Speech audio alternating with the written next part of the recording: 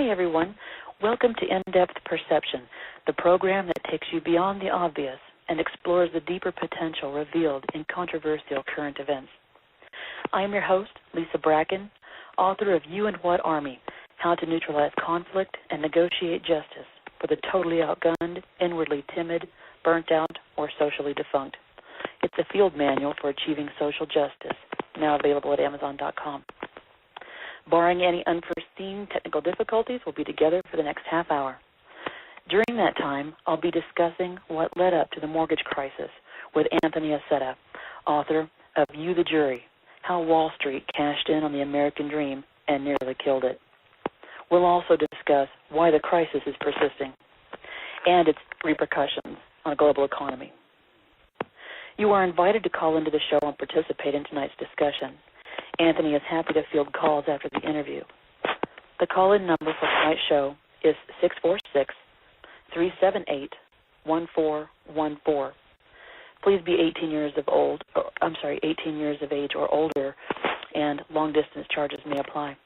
All callers are responsible for their own commentary, which does not necessarily reflect the views of the host or this broadcast sponsor, Blog Talk Radio.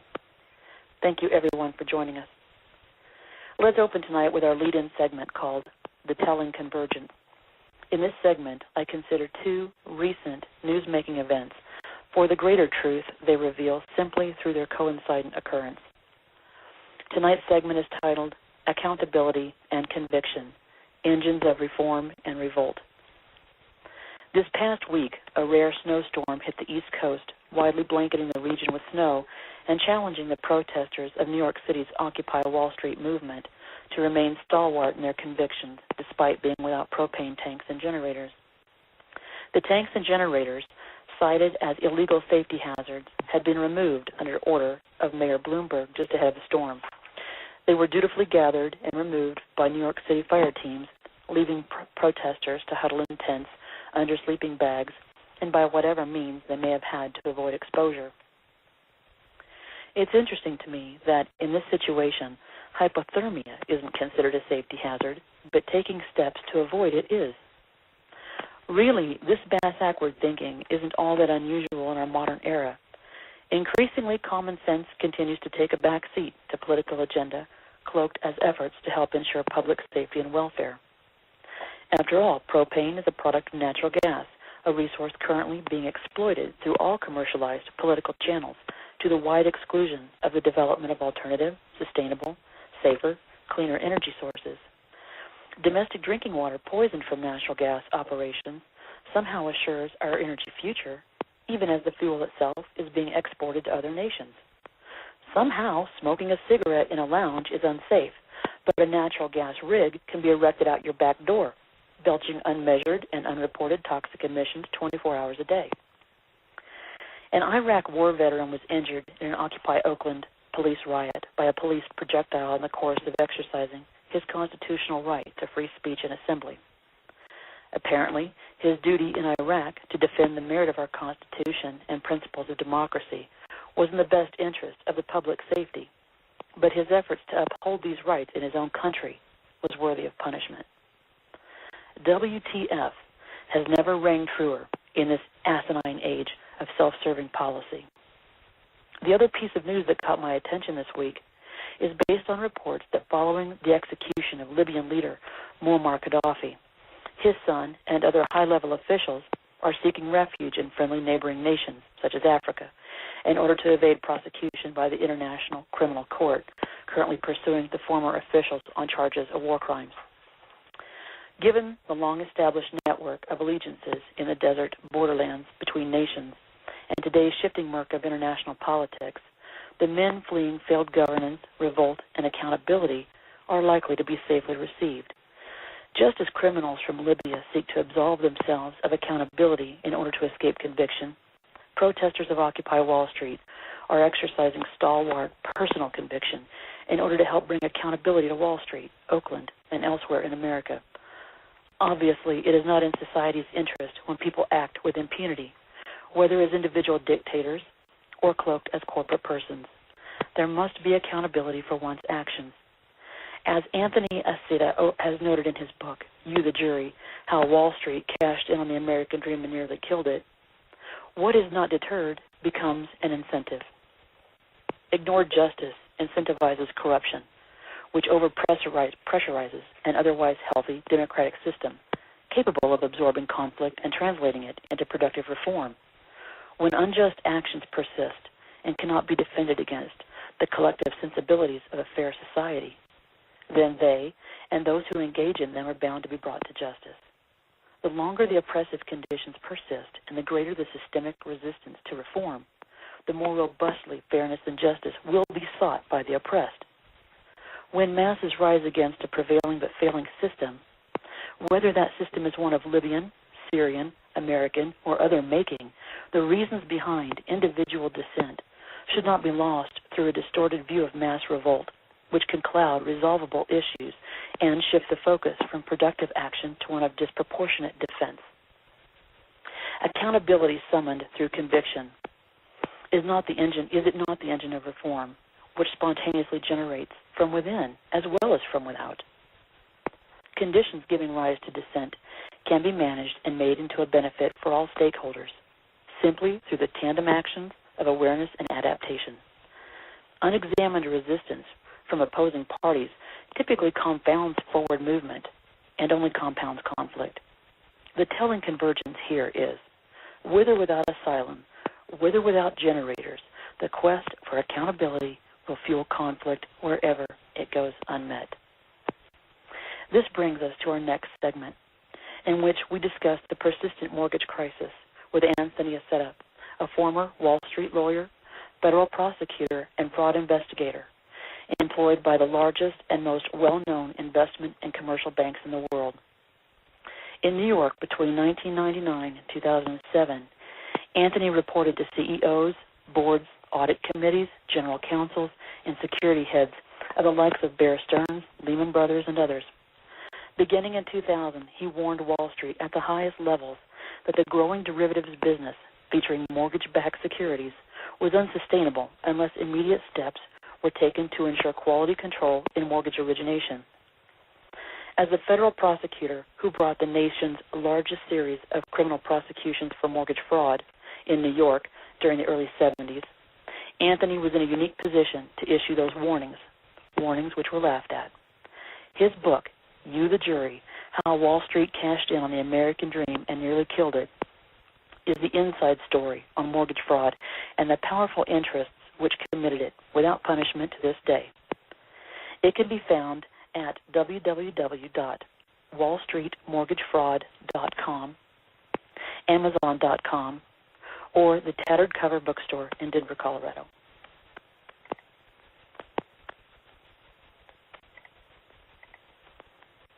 Anthony, welcome to the program, and thank you for joining us this evening.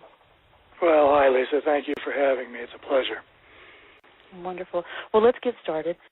Anthony, can you tell us, share with us a little bit about your experience with tonight's topic of accountability and conviction? Well, I was a federal prosecutor in New York City in the early 70s and prosecuted mortgage fraud back then, which was systemic throughout the entire system. This involved the FHA at every level. We had over 70 convictions. We closed 9 mortgage banks. And ever since then, I've been interested in mortgage fraud generally. And I've had the ability and the opportunity to observe up close and personal what happens when there is no accountability and when people don't really care about prosecution or enforcement of the law and are more in touch with political objectives or financial rewards. Is that what inspired you to write the book? Well, the reason I wrote the book is I think it's important for people to understand history. And this book was not written as a technical book. It's really intended for the lay audience to understand that what they've been told by the mass media, certainly what they've been told by the politicians and certainly by Wall Street, that there was a perfect storm of horrible consequence, and that it was really greed and bad bets that led to the implosion of our economy really isn't true. The reason I wrote the book is to let them understand that there was, in fact, deliberate misconduct at the highest places in Wall Street. And how can I say that? I can say that because I was there. I was advising CEOs, I was advising boards and audit committees, and I had access to people who should have known better, but who really didn't care. I told the CEO of Bear Stearns at one point that what they were doing was completely unsustainable.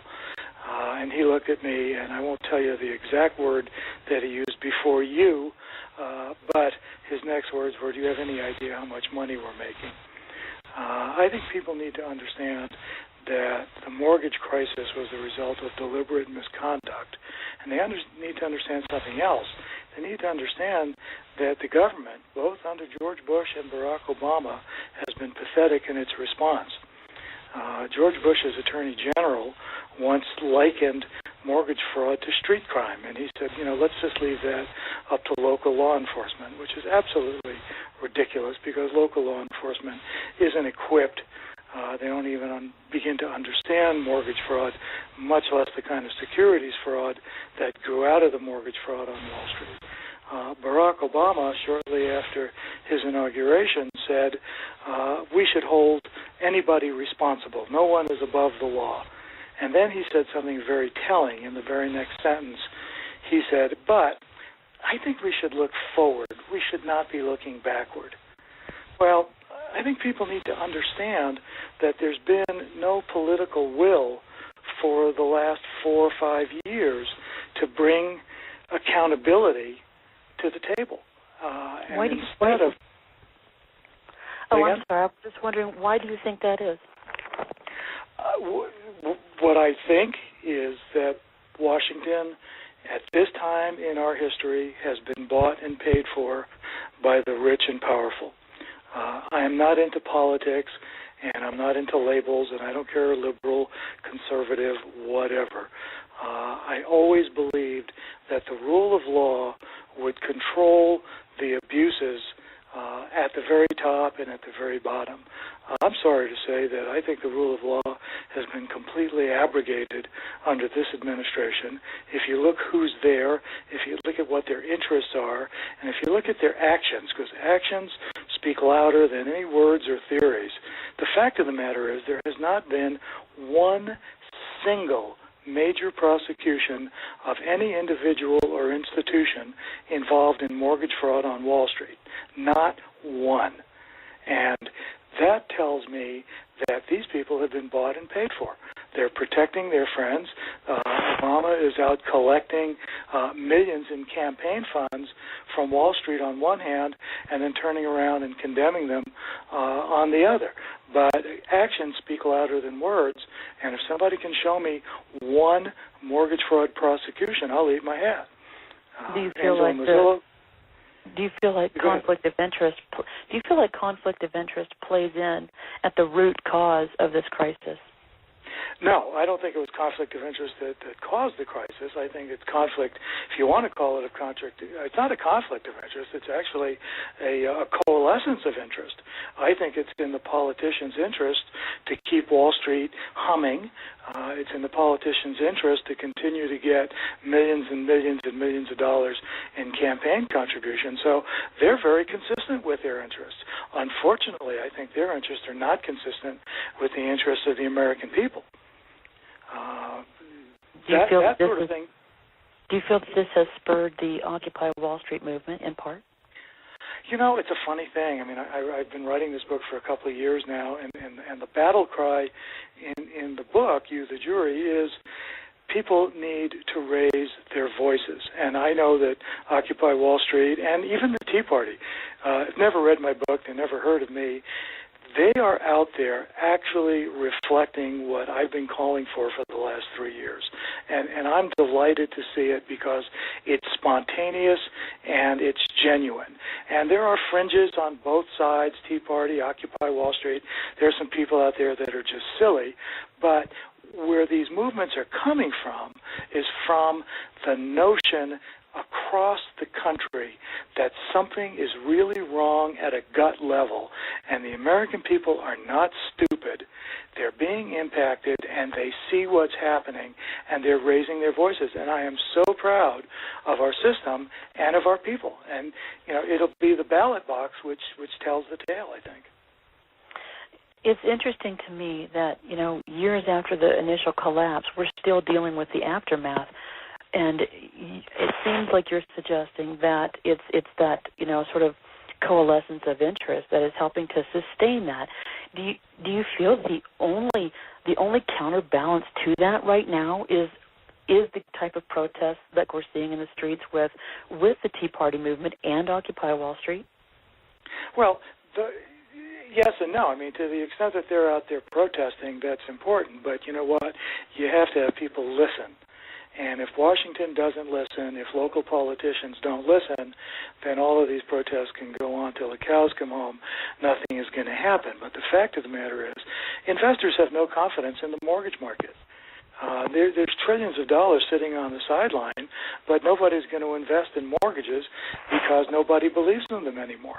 So we're struggling with the aftermath of the collapse because nothing has been done to deter future misbehavior.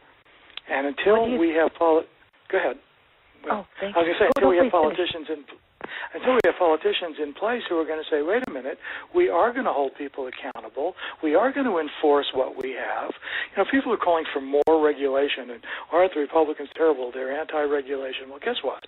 There are thousands and thousands of rules and regulations and statutes and laws. They're on the books. They've been on the books.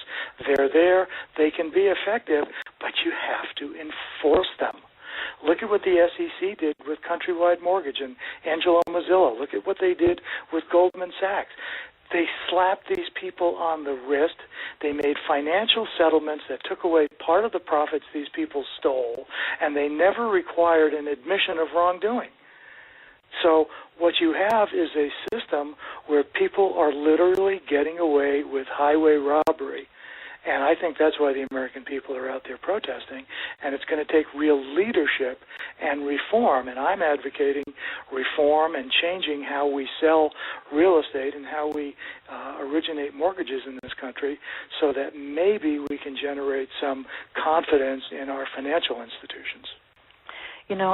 People right now are very disenchanted with Congress. It's the approval rating for Congress is at an all-time low.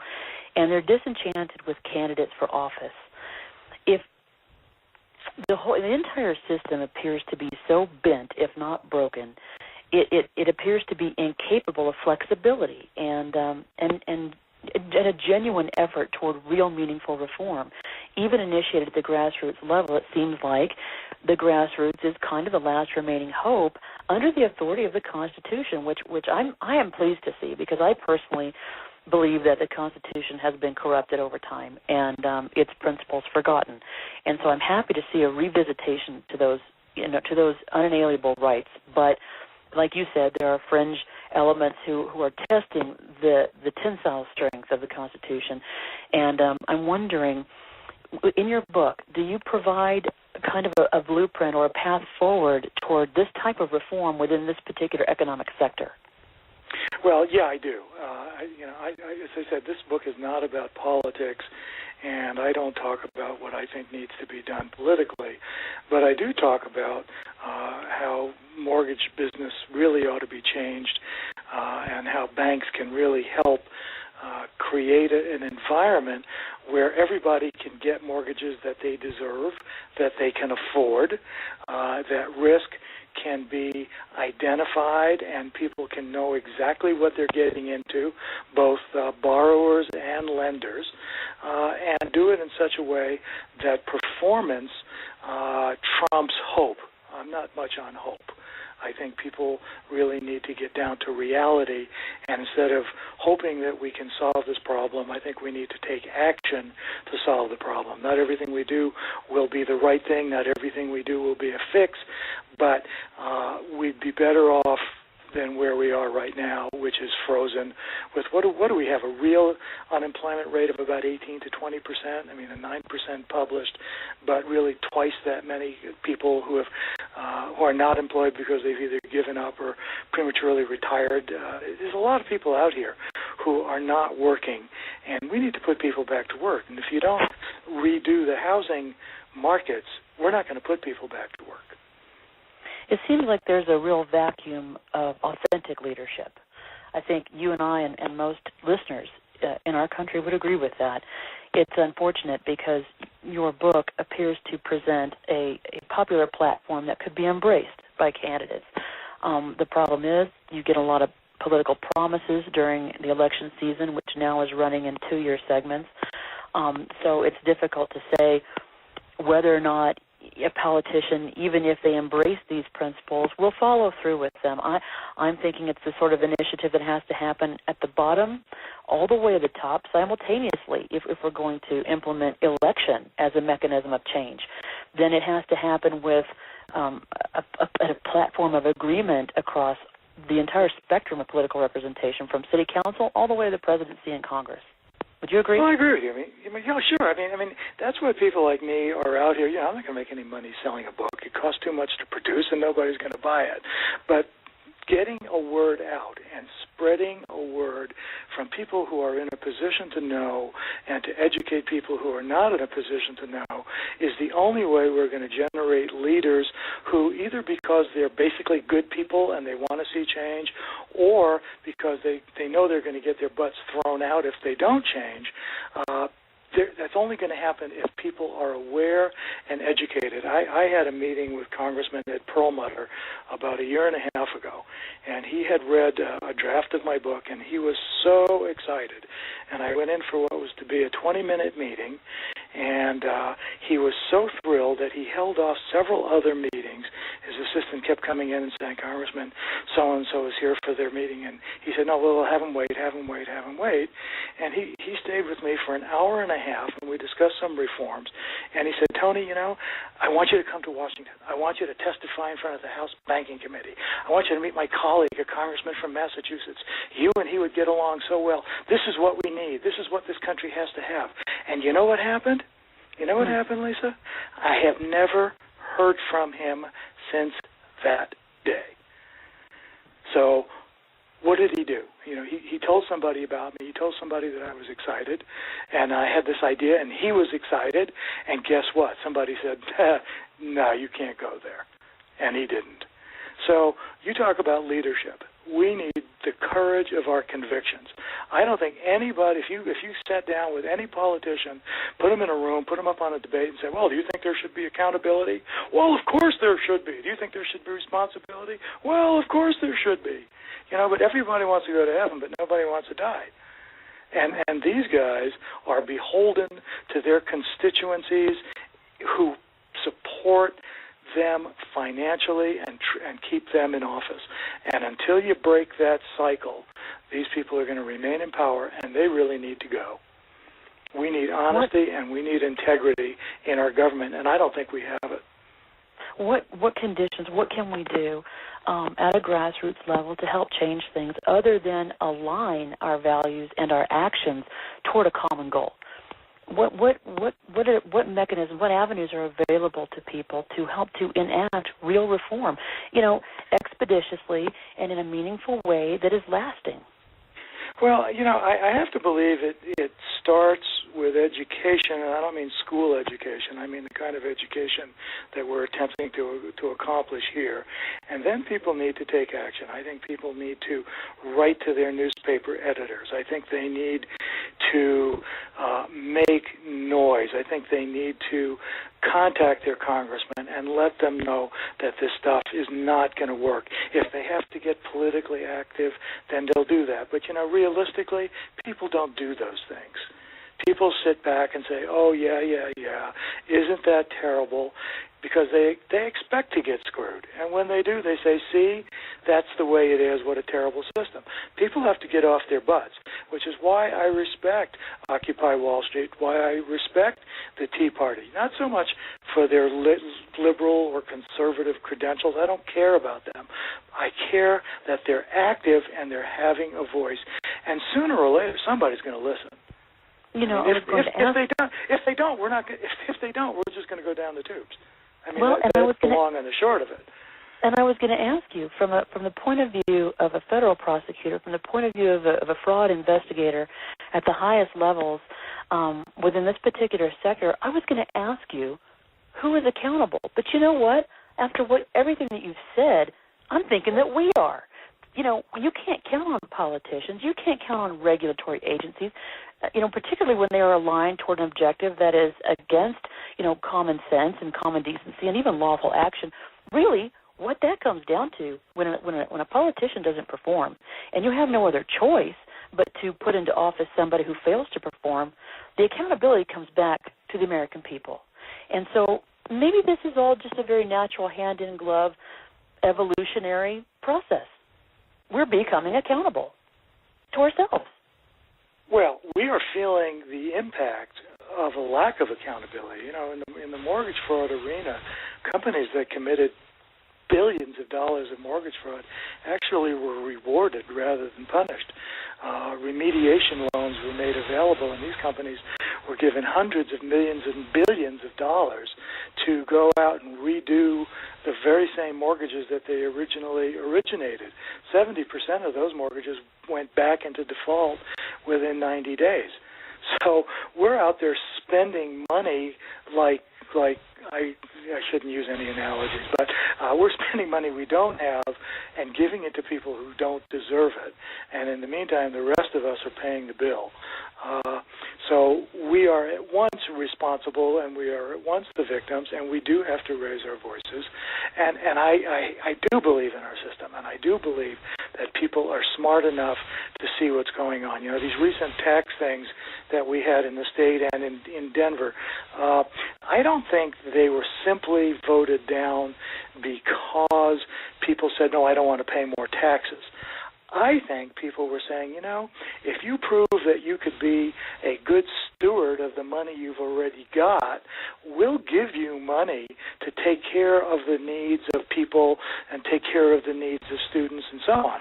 But what this administration has done, I think what the last administration has done, and what state and local government has done, is demonstrate to a fare thee well that they are not responsible stewards of public money. So when we get a chance to go to the ballot box and they ask us for more money and we say no, maybe they'll get that message. So more likely they'll just come back next time and ask again. Well, that's it. So going to the ballot box, making noise, standing on the rights granted to us through our Constitution. These are the avenues we should be taking. I couldn't be in more agreement with that, and I think the time has come to evolve the conditions that are adversely shaping our nation. I'm sorry, Anthony, I've got to wrap this up in the next few seconds. Is there anything you'd like to add in the next 10 seconds? No, I'm very, very happy to have this opportunity. I hope people will take a look at the website and the book, and I'd be happy to talk to anybody anytime on this subject. Anthony, I really appreciate your time, and thank you so much for helping us look beyond the obvious and what is normally presented to us to see the deeper story within the mortgage crisis and, by extension, the global economic crisis. I appreciate your time today. For those who would like to have more information on Anthony's book, you can get that book. It's titled "You the Jury: How Wall Street Cashed In on the American Dream and Nearly Killed It."